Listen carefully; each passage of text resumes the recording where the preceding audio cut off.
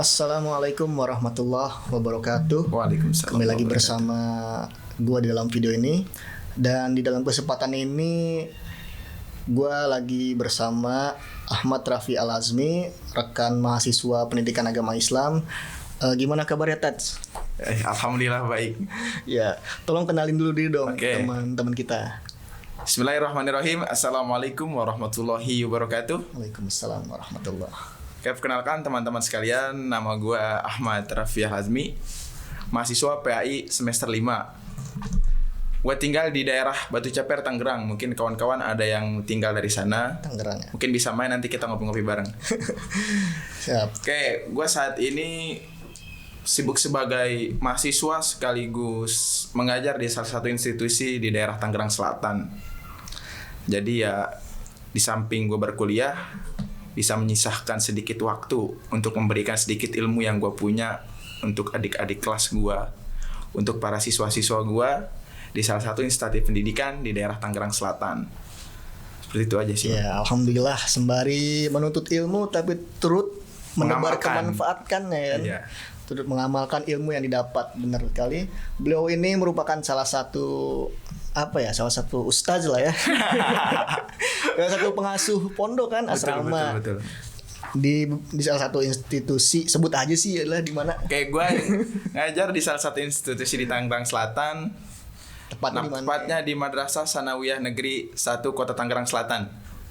Yang lokasinya Lokasinya di Jalan Pajajaran, Pemulang Timur, Kota Tangerang Selatan, yang nggak jauh dari kampus Unpam. Oh iya benar. Samping Rumah Sakit Umum Daerah Kota Tangerang Selatan. Ya udah sangat terkenal lah, salah satu-satunya Madrasah Sanawiyah Negeri di daerah Tangerang Selatan. Emang iya? Iya. Oh cuma satu ternyata. Nih gini, gue sama Raffi ini sama-sama mahasiswa lah ya, mahasiswa di PAI UIN Jakarta. Cuma beda 2 angkatan. Kalau gue 2016, kalau beliau 2018. 2018. Betul sekali. Iya. Oh ya, ke pertanyaan dulu deh. Kan ente kuliah di PAI nih. Iya. Ya. Kenapa sih milih PAI gitu loh? Oke. Pertama, gue beranjak memilih PAI itu melihat dari latar belakang gue pribadi yang alhamdulillah dulu 6 tahun belajar di pondok pesantren.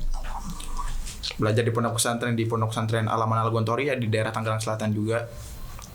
Termasuk salah satu pondok pesantren terbesar juga di daerah Tangerang Selatan, yang alhamdulillah santrinya mungkin sekarang sudah 2000-an lah putra-putri. Masya Allah. Dari situ beranjak dari pesantren sana, gue memilih jurusan PAI untuk mendalami kembali ilmu-ilmu yang sebelumnya telah gue dapatkan di pondok pesantren. Dan karena kita tahu sendiri, PAI itu terkenal dengan budaya intelektual yang menghasilkan banyak guru-guru besar. Masya Allah. Budaya intelektual yang sangat tinggi di PAI dan salah satu jurusan tertua di UIN Jakarta. Iya, benar-benar. Salah satu jurusan tertua di UIN Jakarta. Dari situ gue memilih jurusan PAI sebagai jurusan yang gue pilih untuk merancang masa depan gue nantinya. Iya, masa depannya ingin berkhidmat sebagai pengajar. Saya mungkin ke depan memiliki satu tujuan yang sangat besar. Saya ingin memiliki satu buah yayasan, instansi pendidikan. Amin amin qabul. Yang nantinya bisa mewadahi orang-orang untuk belajar di sana. Karena seperti kita tahu ya, ilmu tanpa amal ya apa gunanya? Itu ya. Kalau kata pepatah, al ilmu bila amalin maka sajari bila sama, ilmu tanpa diamalkan bagaikan pohon tanpa buah. Masya Allah. Jadi ya tidak ada gunanya kita berilmu tapi hanya buat kepentingan pribadi sendiri, tanpa kita amalkan, kita sebarluaskan kepada orang banyak. Benar-benar. Jadi kita mengambil ilmu tapi nggak cuma berhenti di situ. Buat kita di situ. Tapi harus ada tindak lanjut ke depannya seperti benar-benar. apa. Iya. Karena kan memang mendidik juga kan salah satu kewajiban kita kan. Betul. Ya. Nanti juga. Nah, ini kan berarti lu udah semester berapa sekarang? Semester 5. Semester 5, alhamdulillah. Berarti pengalamannya udah berada di tengah-tengah menuju kelulusan. Nah, alhamdulillah. Amin. Insyaallah lulus tepat waktu. Amin. Ya. Gimana sih rasanya berkuliah di PAI UIN Jakarta? Berkuliah di PAI UIN Jakarta ini buat kawan-kawan sekalian, khususnya buat mahasiswa baru juga yang berkuliah di PAI UIN Jakarta. PAI UIN Jakarta sangat terkenal dengan budaya intelektualnya. Walaupun mungkin pada saat ini sedikit terdegradasi mungkin ya budaya intelektualnya. Karena melihat perkembangan sekarang, minat baca mahasiswa-mahasiswa, lalu budaya-budaya diskusi udah sedikit menurun di lingkungan PAI sendiri, yang mungkin dahulu kala beberapa tahun yang lalu itu PAI itu banyak melahirkan cendekiawan, guru-guru besar. Mungkin sekarang ya perlu kita angkat kembali lah budaya-budaya intelektual, budaya-budaya diskusi yang dulu mungkin sempat kuat di PAI ini gitu. Dan itu yang sebenarnya sangat saya nantikan sih seperti itu, karena memang sangat mendukung berkembangnya intelektual kita pribadi seperti itu. Kira-kira kenapa sih budayanya agak menurun gitu loh? Dari yang lo amati. Pertama yang tidak bisa dilepaskan juga ya. Karena mungkin era sekarang kita udah masuk di era digital 4.0. Banyak mahasiswa yang mungkin paradigmanya yang terbangun lebih pengen nyantai sih. Mahasiswa pengen nyantai karena kita tidak bisa menutup kemungkinan, tidak juga munafik akan hal itu. Yeah. Lebih ke arah nyantai, main game. Ke arah yang mungkin ya tidak banyak mahasiswa lain yang berpikir lebih kenapa masa depan gue nantinya mau disusun seperti apa, dengan banyak membaca, memikirkan hal-hal yang lebih visioner untuk dia ke depannya.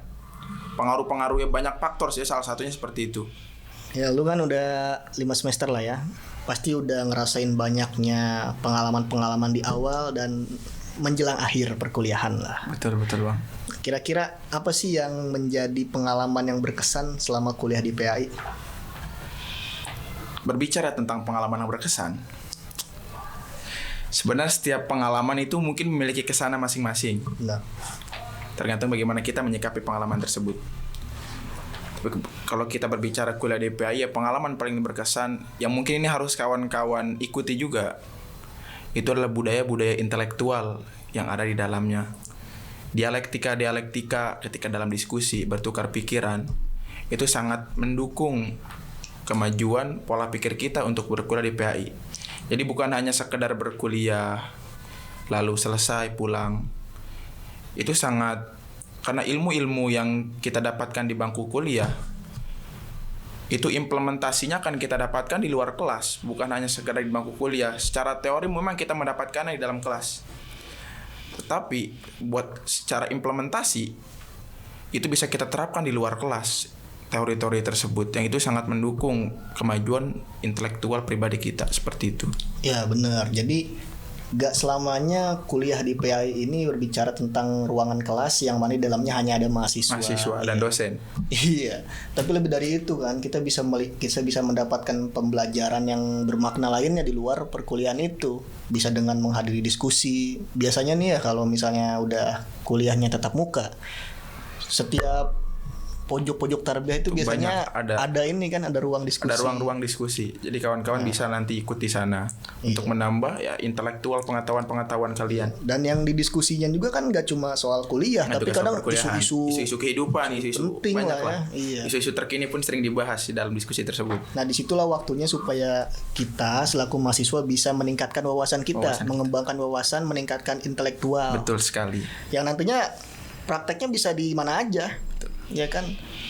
Nah, kan pendidikan agama Islam sebagai sebuah jurusan pasti ada plus ada minus, ada kelebihan dan ada kekurangan. Menurut lu nih, kelebihan dari jurusan kita itu apa?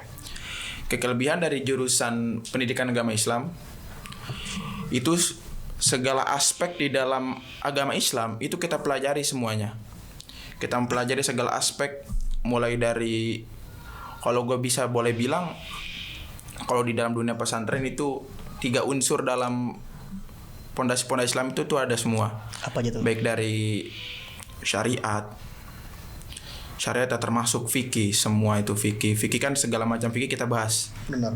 Dari fikih jinayah, politik, nikah, macam-macam lah fikih itu. Iya, dari setiap semester tuh berbeda-beda fikihnya. Secara akhlak pun kita belajar tasawuf. Itu kan banyak juga, ada tasawuf, pendidikan akhlak, lalu ada thorikot juga sampai dibahas di sana. Iya benar. Dan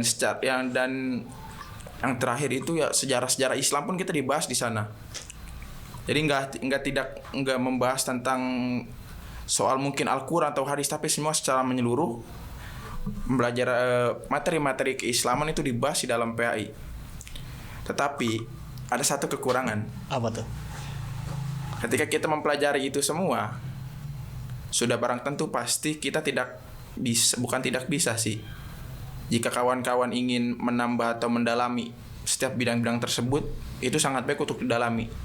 Karena ketika kita belajar di PA itu segala materi itu kita akan dapatkan, akan tetapi tidak secara mendalam. Seperti itu.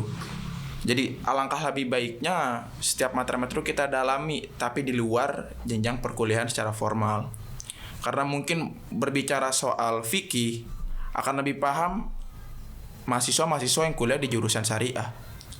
Berbicara soal Al-Quran hadis akan lebih paham juga mahasiswa yang kuliah di Fakultas Usuluddin, karena mereka selama jenjang perkuliahan S1 hanya membahas Al-Quran, hanya membahas tentang hadis. Sedangkan kita mahasiswa PAI yang sangat luar biasa selama S1 4 tahun ya.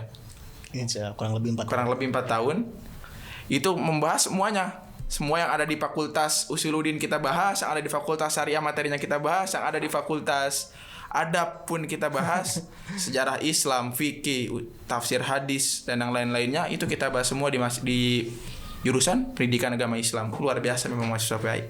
Iya, makanya perkuliahannya padat, banyak ragamnya lagi. Betul. Kan. Kayak tadi tuh fikih aja ada banyak macam kan. Banyak macamnya. Fikih jinayah, fikih siasah, munakahat, mawaris. Usul fikih apa lagi tuh? Qawaidul fiqhiyah.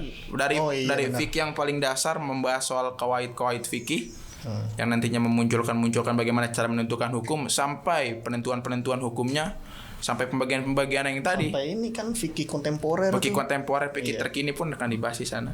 Pokoknya banyak, hampir setiap semester kita nemuin mata kuliah yang baru lah tentunya. Betul. Kan. Itu salah satu dari banyaknya kelebihan PAI. Tadi kan lu udah jelasin lah ya kekurangannya tuh. Salah satunya tuh karena saking banyaknya mata kuliah. Jadi mahasiswa ini agak sulit untuk menemukan apa ya? Kan sulit dalam mengekspertiskan mereka dalam satu bidang. Ada lagi nggak sih kira-kira kekurangannya selain itu? Salah satu lagi kekurangan di PAI ini mungkin kita kurang ini ya.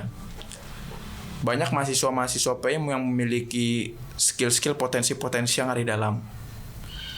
Baik itu dalam bidang intelektual ataupun non intelektual ya, sebagaimana mungkin mahasiswa memiliki skill mengaji ataupun tilawah ataupun mungkin public speaking yang mungkin kurang bisa dikembangkan di PAI ini.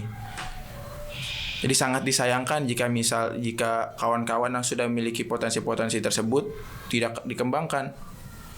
Alangkah lebih baiknya potensi-potensi tersebut bisa kalian kembangkan. Mungkin nanti di jurusan PAI yang mengadakan kegiatan seperti itu, atau mungkin di luar PAI kan UIN ini kan punya UKM. Itu banyak yang menaungi beberapa aspek-aspek yang menunjang soft skill kawan-kawan sekalian seperti itu. Karena sangat disayangkan banyak kawan-kawan yang memiliki potensi-potensi tersebut tapi enggan untuk mendalami potensi atau bakat yang mereka miliki tersebut. Kita bisa sambil diskusi, sambil ngopi ataupun sambil nyebat barang, itu tidak ada masalah di sana. Mungkin lebih asik malah. Iya. Dan itu bisa sangat mendukung untuk budaya intelektual sendiri seperti itu.